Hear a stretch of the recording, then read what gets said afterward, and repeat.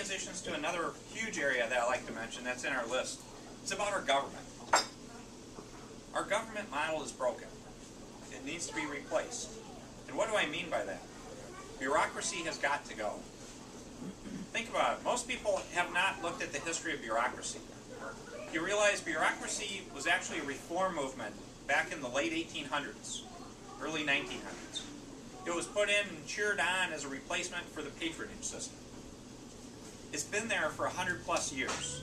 Now, what do we still use from 100 plus years ago? When's the last time you sent a telegram to someone? So, let's replace it. What should you replace it with, though? I call it customer service government. The role of government should be able to look at life through your eyes, the customer, and say, how do we help you be more successful, and how do we get out of your way? And when we ask you for $1 of revenue to provide the services you really need or want us to provide, we need to show you value for money. That's absolutely missing today. Because I believe the average person has gotten pretty apathetic about our system, or they're starting to get angry now. And quite often when you write a tax check today, do you feel you might as well just drop it in the fireplace for the value you're getting? We need to show you that value, and I'll use education as a quick illustration. Think about all the discussion in Lansing over the last year on education. It's all about this funding number or that funding number. And where does that number come from? It's a bureaucracy. It's the wrong question. The question we should be asking about our educational system is, what do we need to do to get each child in our schools a good year's education each and every year? And you work backwards from there to say, how do you get them the best frontline teachers? How do you reward the best teachers? How do you deal with the problem teachers? How do you minimize the overhead? And then how do you fund it? That's getting to results, not just about spending money. So why me? A couple things David mentioned. Gateway, I use as one illustration. I helped grow Gateway in the 90s from 700 people to over 10,000 in 6 years. The jobs number is not what's important. Why was Gateway successful? Why did it become a Fortune 500 company? Outstanding customer service, selling innovative products at great value for money. Those are the things I just talked about earlier. I know they work. I know how to do them.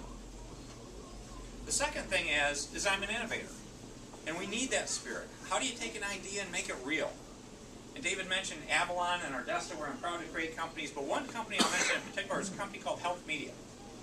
I met a professor about a dozen years ago, Vic Strecker, great guy, had fabulous ideas.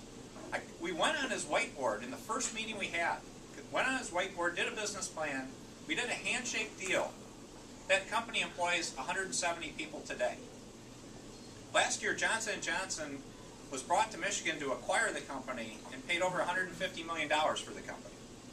They're growing it to hundreds of jobs now, and it's the world's leader in wellness and disease management using the internet and tailored tools.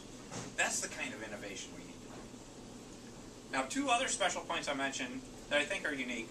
One is, the first thing I did when I started running is I stood up in front of everyone to say, I'm not taking any PAC or special interest money. I have no baggage, and because I think it's absolutely critical our next governor be able to look anyone in the eye to say, I have no special interest. My only interest in doing this job and how I'm going to operate is to do what's in the best interest of all the people of the state of Michigan. The second thing I'll mention is, I've talked about some big bold things, right?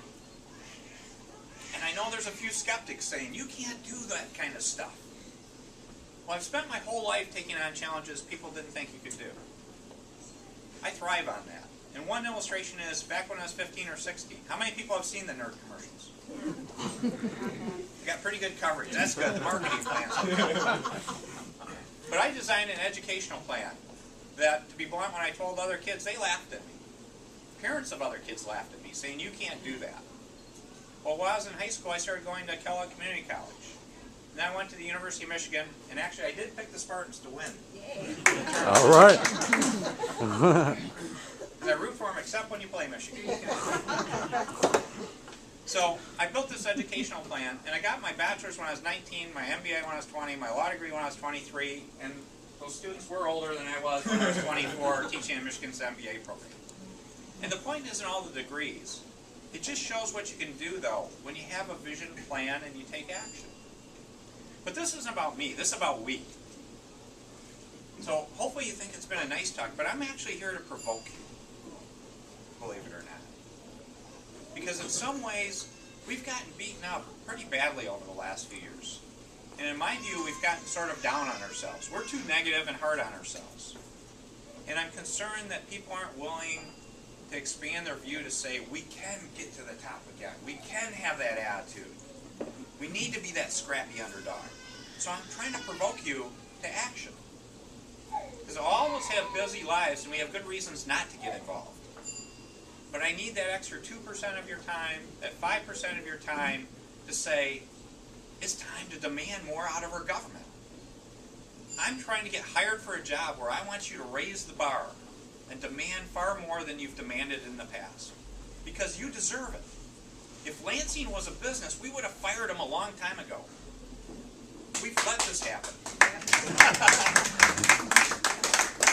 We've let this happen. So let's get active and let's change that. And let's get back to the point of who we should be, that scrappy underdog, to say we're going for the top. We're not going to get beat. We're going to create more and better jobs. We're going to find a place for our young people. And we're going to be a great state again. So with that, let me stop. I appreciate your time, and let me answer some questions. So thank you.